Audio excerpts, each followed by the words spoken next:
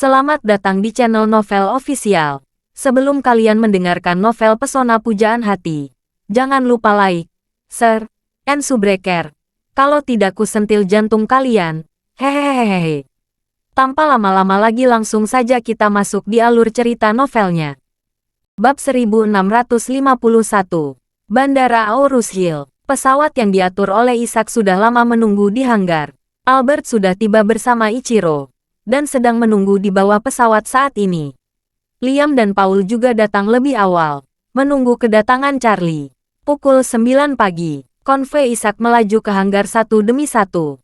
Isaac segera turun dari mobil dan membuka pintu untuk Charlie secara langsung. Setelah Charlie turun dari mobil, semua orang melangkah maju untuk menyapanya. Charlie sedikit mengangguk dan berkata kepada semua orang, "Kalian semua sudah di sini. Ayo langsung naik pesawat sekarang." Isaac menghitung dan berkata dengan hormat kepada Charlie, "Tuan Wade, semuanya sudah lengkap di sini. Oke, ayo pergi." Seiring dengan Charlie, selain Isaac, Albert, Liam, Paul dan Ichiro, ada juga beberapa bawahan Albert dan Isaac. Total 12 orang. Setelah semua orang naik ke pesawat, kru segera menyalakan mesin pesawat, mendorong pesawat keluar dari hanggar, lalu menghubungi menara untuk memotong antrean dan landasan lepas pantai terlebih dahulu. Pesawat lepas landas dan terbang ke timur. Selama penerbangan, Ichiro tampak sangat gelisah. Dia mengumpulkan keberaniannya, datang ke sisi Charlie, dan bertanya dengan hormat, "Tuan Wade, bagaimana jika anggota keluarga lainnya tidak mau menerima saya? Mereka mungkin masih berpikir bahwa saya adalah pembunuh ayah saya dan menolak membiarkan saya mewarisi Kobayashi Pharmaceutical." Charlie berkata dengan ringan, "Saya memiliki video pengakuan Jiro. Saya akan menunjukkan video itu kepada mereka nanti." Ichiro bertanya lagi, "Bagaimana jika mereka masih tidak percaya?" Charlie menghina tersenyum. "Tidak percaya? Jika mereka tidak percaya, lanjutkan saja ke proses hukum. Mereka mengatakan bahwa kamu membunuh ayahmu. Bisakah mereka memberikan bukti nyata? Jika mereka tidak dapat menunjukkannya, itu akan membuktikan bahwa kamu bukanlah pelaku yang membunuh ayahmu. Apa yang bisa mereka lakukan padamu?" Charlie berkata lagi, "Selain itu, adikmu juga menghilang sekarang. Kamu adalah satu-satunya pewaris harta ayahmu. Jika anggota keluargamu yang lain menolak untuk menerimamu, maka gunakan mereka semua dari Kobayashi Pharmaceutical dan biarkan mereka berjuang sendiri." Ichiro berkata dengan sedikit percaya diri, "Tuan Wade, sejujurnya, Dewan Direksi Kobayashi Pharmaceutical semuanya adalah paman dan tetua keluarga saya. Meskipun mereka tidak memiliki bagian yang sebenarnya, mereka semua memiliki saham kinerja Kobayashi Pharmaceutical dan telah mengambil banyak dividen. Mereka juga memegang beberapa posisi penting di Kobayashi Pharmaceutical. Jika orang-orang ini melawan saya, akan sulit menghadapi." Charlie berkata dengan acuh tak acuh, "Ini bukan masalah. Beri mereka dua pilihan. Yang pertama adalah bekerja sama dengan jujur. Selama mereka patuh, dividen yang harus diberikan kepada mereka akan tetap diberikan. Tapi jika mereka menolak, maka hanya ada cara kedua. Mereka semua harus menyingkir dari perusahaan.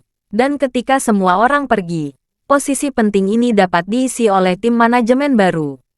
Dengan mengatakan itu, Charlie menunjuk ke Liam dan berkata kepada Ichiro, "Jika bisa menyelesaikan masalah, saya akan membagi bagian dari tim manajemen Jiuxuan Pharmaceutical dan mengambil alih manajemen Kobayashi Pharmaceutical secara menyeluruh. Kamu bisa tetap tinggal di Jepang dan menikmati hidupmu tanpa khawatir tentang hal lain." Ichiro tahu betul bahwa setelah dia berhasil mentransfer 90% sahamnya ke Charlie, Kobayashi Pharmaceutical sebenarnya tidak ada lagi izin dengan dia. Yang bisa dia lakukan adalah dengan jujur mengambil dividen yang diberikan oleh Charlie dan menjalani kehidupan sebagai orang kaya biasa. Bab 1652. Memikirkannya dengan hati-hati. Ichiro merasa agak yakin, karena dengan cara ini, sama saja dengan menjual seluruh usaha hidup ayah. Ada pepatah lama di Cina bahwa Anda tidak merasa sedih jika seorang anak menjual ayah Anda, tetapi pepatah lama ini mengacu pada anak yang hilang. Meskipun Ichiro tidak terlalu cakap, dia memang bukan anak yang hilang. Jika dia anak yang hilang, dia tidak akan datang ke China untuk berpartisipasi dalam Expo Pengobatan Tiongkok, dan dia tidak akan mendambakan obat ajaib Anthony. Alasan dia ingin mendapatkan formula ajaib adalah karena ingin merevitalisasi Kobayashi Pharmaceutical dan menjadikan Kobayashi Pharmaceutical berdiri di puncak dunia. Dia juga akan memimpin keluarganya untuk berkembang. Tapi sekarang, Kobayashi Pharmaceutical akan segera hancur di tangan. Meskipun Ichiro merasa sangat melankolis di hatinya, ketika dia berpikir dengan hati-hati, dia juga merasa bahwa ini bukanlah hal yang buruk. Lagi pula, dia juga sudah tahu seberapa laris pil perut Jiuxuan sekarang. Dilihat dari efek obat yang kuat dari pil perut Jiuxuan, itu pasti akan menjadi obat terlaris di dunia di masa depan. Dan Kobayashi Pharmaceutical, jika tidak diambil alih oleh Charlie, pasti akan menurun di masa depan. Jika Kobayashi Pharmaceutical berusaha memproduksi tenaga untuk memproduksi pil perut Jiuxuan setelah berpindah kepemilikan, pasti akan dapat menciptakan kekayaan dalam jumlah besar di seluruh dunia. Pada saat itu, 10% sahamnya mungkin bisa menghasilkan lebih banyak uang. Berpikir seperti ini, Ichiro merasa jauh lebih santai. Lebih dari 2 jam kemudian, pesawat Charlie mendarat di Bandara Tokyo. Setelah semua orang melewati formalitas imigrasi dan keluar dari bandara, orang-orang yang diatur oleh Isaac sudah menunggu di luar bandara. Semua bawahan yang diatur oleh Isaac semuanya menggunakan Rolls-Royce. Di Jepang, Rolls-Royce lebih langka daripada di Tiongkok. Hal ini terutama karena kebanyakan orang Jepang memilih mobil dari merek lokal Jepang yang murah dan terjangkau. Proporsi mobil impor seperti Mercedes-Benz, BMW, dan bahkan Rolls-Royce yang muncul di jalanan Jepang sangat rendah. Sehingga tim yang semuanya terdiri dari Rolls-Royce ini juga sangat menarik perhatian di bandara. Isaac secara pribadi membuka pintu salah satu Rolls-Royce untuk Charlie. Dan setelah Charlie masuk ke dalam mobil, dia pergi ke sisi lain untuk masuk ke dalam mobil, dan bertanya kepada Charlie, "Tuan, kemana kita pergi?" Charlie berkata, "Pergi langsung ke markas Kobayashi Pharmaceutical." Isaac berkata, "Tuan, saya telah menyelidiki situasi Kobayashi Pharmaceutical sebelumnya. Sejujurnya, keluarga mereka masih sangat rumit. Akan sulit untuk meyakinkan publik jika kita membawa Ichiro langsung ke sana." Charlie sedikit tersenyum dan berkata dengan acuh tak acuh, "Semakin rumit, semakin kita harus memotong kekacauan. Saya di sini untuk menghasilkan uang, bukan untuk berteman dengan mereka. Apakah kamu ingin saya membuat kekacauan di keluarga Kobayashi secara perlahan dan memenangkan hati mereka?" Isaac berkata dengan khawatir, "Tuan, Kobayashi Pharmaceutical adalah perusahaan besar yang bernilai lebih dari 100 miliar. Saya khawatir keluarga jauh Kobayashi semua mengincar farmasi ini. Sekarang di mata mereka, Ichiro sudah mati dan Jiro juga hilang. Jadi ini kesempatan bagus bagi mereka untuk menggelapkan Kobayashi Pharmaceutical. Mungkin mereka sudah mulai membagi Kobayashi Pharmaceutical secara internal. Dan sekarang kita akan mengambil alih. Saya khawatir akan ada perlawanan yang kuat." Charlie acuh tak acuh tersenyum. Dari sudut pandang hukum, tidak ada yang bisa menghentikan Ichiro untuk mengambil kembali Kobayashi Pharmaceutical. Jika anggota keluarga Kobayashi lainnya tidak yakin dan ingin melakukan tipu muslihat, maka saya akan mengambil kesempatan ini untuk membersihkan seluruh keluarga Kobayashi. Bab 1653. Pada saat ini, kantor pusat Kobayashi Pharmaceutical di Tokyo sedang bersiap untuk mengadakan rapat pemegang saham darurat. Pada saat ini, Ketua Kobayashi Pharmaceutical, Jiro, tiba-tiba menghilang setelah dia pergi ke China. Dan seluruh grup farmasi Kobayashi tidak memiliki pemimpin. Pada awalnya, para pemegang saham Kobayashi Pharmaceutical ini masih berusaha keras untuk mencari keberadaan Jiro. Tetapi setelah melakukan banyak upaya, mereka tetap tidak bisa menemukan Jiro. Setelah itu, mereka langsung menghubungi Ito Yahiko, pemimpin keluarga Ito. Alasan mereka menghubungi Yahiko adalah karena para pemegang saham Kobayashi Pharmaceutical mengetahui bahwa Yahiko sangat optimis dengan Kobayashi Pharmaceutical dan Jiro. Dia berharap dapat menjadikan Jiro sebagai menantunya, dan kemudian berinvestasi di Kobayashi Pharmaceutical. Dan alasan Jiro pergi ke Tiongkok adalah untuk mengejar Putri Yahiko, Ito Nanako. Akibatnya, Ito Nanako kembali, tetapi Jiro menghilang. Dan keluarga Kobayashi tidak tahu kondisi Jiro, hidup atau mati. Ito Yahiko juga sangat prihatin dengan masalah ini. Lagi pula, dia sangat optimis dengan Jiro dan Kobayashi Pharmaceuticals. Jika Jiro menghilang, tidak mungkin menjadi menantunya. Apalagi kapasitas produksi pil perut Jiuxuan saat ini tidak mencukupi, dan belum diekspor ke pasar luar negeri. Oleh karena itu, konsumen lokal di Jepang tidak tahu apa-apa tentang obat ajaib ini. Mereka masih menganggap pil perut Kobayashi sebagai obat perut terbaik, dan pil perut Kobayashi menguasai pasar Jepang. Penjualannya tidak mempengaruhi sama sekali. Oleh karena itu, menurut Yahiko, prospek Kobayashi Pharmaceutical ke depan masih cerah. Agar tidak melewatkan kesempatan untuk mengambil saham di Kobayashi Pharmaceutical, Ito Yahiko pun mengutus banyak orang untuk mencari keberadaan Jiro kemana-mana. Tetapi sangat memalukan bahwa mereka tidak memiliki jaringan intelijen yang kuat di Tiongkok sama sekali. Dan mereka tidak dapat menanyakan informasi tentang Jiro sama sekali. Jadi, di mata keluarga Kobayashi dan Ito Yahiko, Jiro sepertinya sudah benar-benar menghilang. Seiring waktu, Yahiko menyerah untuk terus menemukan Jiro. Dia merasa bahwa daripada mencari Jiro seperti ini, lebih baik dia membiarkan keluarga Kobayashi memilih ketua baru, dan kemudian bekerja dengan ketua baru itu. Selanjutnya, di bawah operasi Yahiko, keluarga Kobayashi juga menyerah. Setelah keluarga Kobayashi menyerah mencari Jiro, mereka mulai memasuki tahap berikutnya.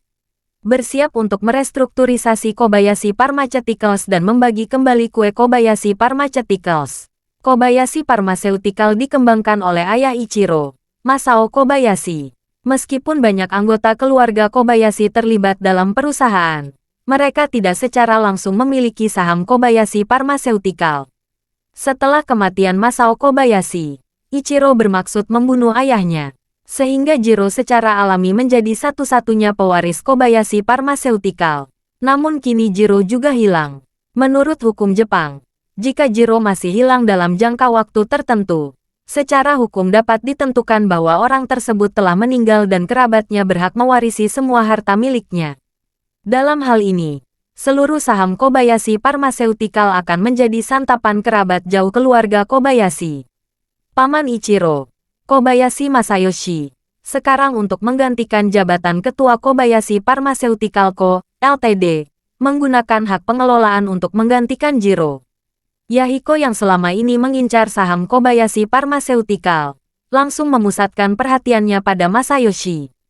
Bab 1654. Pada saat ini, dia menghubungi Masayoshi secara langsung.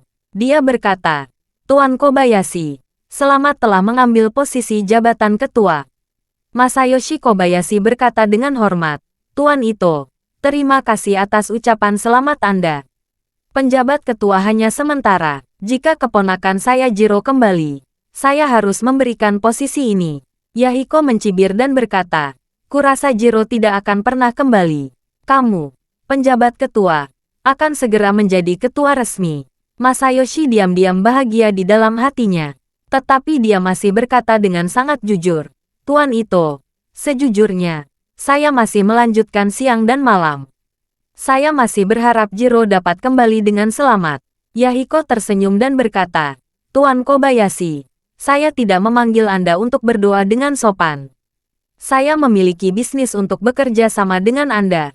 Masayoshi buru-buru berkata, "Tuan Ito, tolong bicara." Yahiko berkata dengan nada serius, "Saya selalu sangat optimis tentang prospek Kobayashi Pharmaceutical. Anda harus tahu ini." "Ya," Masayoshi berkata dengan hormat, "saya telah mendengar hal ini sejak lama. Terima kasih atas perhatian Anda pada Kobayashi Pharmaceutical." Yahiko berkata lagi, "Saya selalu ingin mengambil saham Kobayashi Pharmaceutical. Saya sudah mendalami Jiro sebelumnya. Sayangnya dia tiba-tiba menghilang. Jadi saya hanya bisa datang kepada Anda untuk melanjutkan urusan ini." Masayoshi buru-buru berkata, "Ini tidak masalah. Saya hanya tidak tahu bagaimana Anda ingin maju, Tuan Ito." Yahiko berkata, Saya ingin membuat satu kesepakatan dengan Kobayashi Pharmaceutical dan dua kesepakatan dengan Anda secara pribadi. Kobayashi Masayoshi berkata, silakan bicara. Yahiko mengatakan, transaksi dengan Kobayashi Pharmaceutical adalah kesepakatan bahwa saya bermaksud untuk mengambil 30% saham di Kobayashi Pharmaceutical dengan valuasi 15 miliar dolar AS. Masayoshi berkata dengan malu, Tuan Ito, nilai Kobayashi Pharmaceutical saat ini mungkin lebih dari 20 miliar dolar AS. Permintaan Anda sebesar 15 miliar dolar AS benar-benar terlalu rendah. Yahiko berkata dengan ringan, jangan khawatir. Aku harus berbicara denganmu tentang dua transaksi selanjutnya. Setelah mengatakan itu, Yahiko berkata lagi, yang pertama, selama Anda bisa membuat saya berinvestasi di Kobayashi Pharmaceutical dengan valuasi 15 miliar dolar AS, maka saya akan memberi Anda 200 juta dolar AS tunai secara pribadi. Kedua, selama Anda membantu saya mewujudkan hal ini, saya tidak hanya akan memberi Anda 200 juta dolar AS tunai, tetapi juga mengkonsolidasikan posisi Anda di Kobayashi Pharmaceutical. Saya dapat meyakinkan Anda saat itu, apakah Jiro akan kembali atau tidak, Anda bisa duduk kokoh di posisi ketua Kobayashi Pharmaceutical. Meskipun keluarga itu adalah keluarga papan atas di Jepang, bukan berarti Yahiko adalah orang yang murah hati. Dia selalu ingin mengambil saham di Kobayashi Pharmaceutical dan menghasilkan uang dengan memanfaatkan masa depan Kobayashi Pharmaceutical. Dan dia selalu ingin menurunkan harga saham sebanyak mungkin. Jika penilaiannya lebih dari 20 miliar dolar AS, jika dia ingin mengambil 30% saham, dia harus membayar setidaknya 6 hingga 7 miliar dolar AS secara tunai. Namun, jika valuasinya bisa diturunkan menjadi 15 miliar dolar AS, dan 30% saham yang sama, maka hanya 4,5 miliar dolar AS yang perlu diungkapkan. Ini akan menghemat lebih dari 12 miliar dolar AS. Ketika Masayoshi mendengar ini, pikiran pertama di hatinya adalah bahwa dia tidak ingin membuka lubang sebesar itu untuk Yahiko. Bagaimanapun, ini adalah perbedaan harga lebih dari 10 atau 2 miliar dolar, dan jumlahnya sangat besar. Namun, ketika dia berpikir bahwa dia dapat menghasilkan uang untuk dirinya sendiri secara pribadi, dan bahwa dia dapat memastikan bahwa dia akan duduk dengan kokoh sebagai ketua tanpa gangguan apapun, dia sedikit tergerak. Setelah menyarankan, dia berkata, Tuan Ito, karena Anda telah mengutarakan dengan sangat jelas, maka saya tidak akan menyembunyikannya dari Anda. Jika Anda dapat memberikan saya 500 juta dolar AS secara pribadi, dan kemudian pastikan bahwa saya akan duduk dengan kokoh di sebagai ketua, saya akan mengadakan pertemuan nanti. Saya akan melakukan yang terbaik untuk mempromosikan kepemilikan saham keluarga itu di Kobayashi Pharmaceutical. Bab 1655.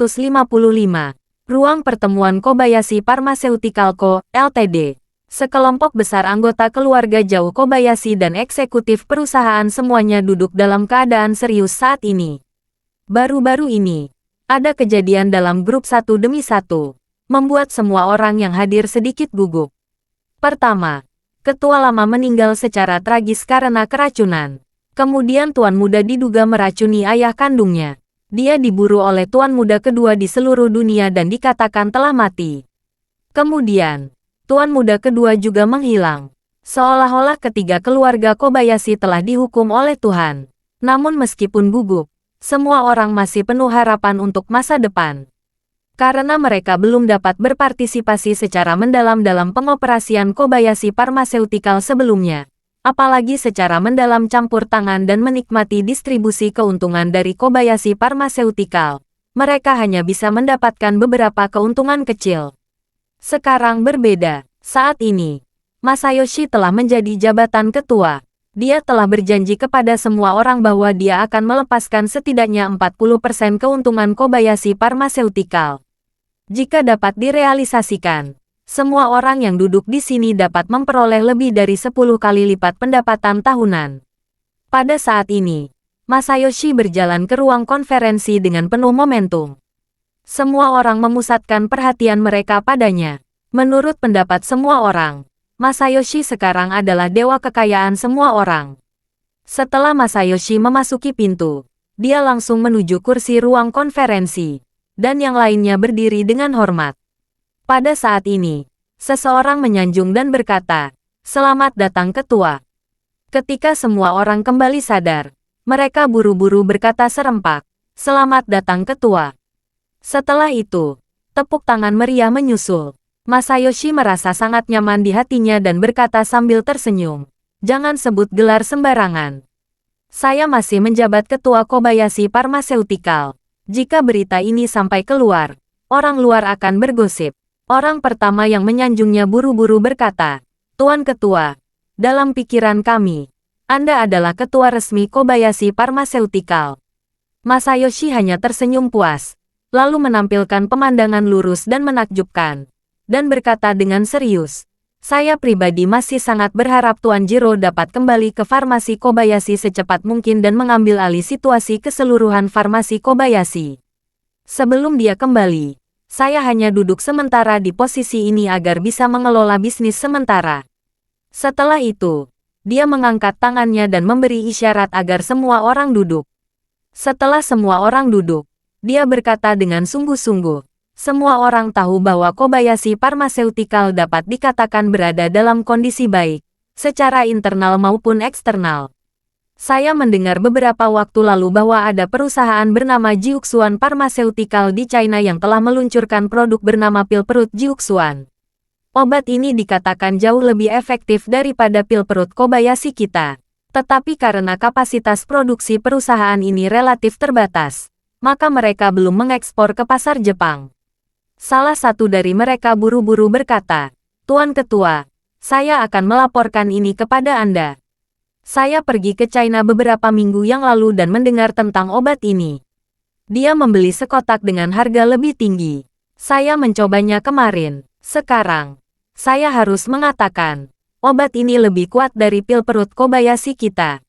Masayoshi berkata, "Jika ini masalahnya, maka Jiuxuan Pharmaceutical kemungkinan akan menjadi musuh bebuyutan kita berikutnya." Setelah jeda, Masayoshi melanjutkan, "Selain itu, khasiat obat kita tidak sebaik itu. Jika ini terus berlanjut, output mereka akan terus meningkat, dan penjualan kita akan terus menurun. Jika pil perut Kobayashi dijual di pasar global, akan dikalahkan oleh pil perut Jiuxuan. Kita akan kehilangan sebagian besar pendapatan kita." Semua ekspresi orang terkejut. Terima kasih sudah mendengarkan cerita novel Pesona Pujaan Hati. Sampai jumpa di novel selanjutnya.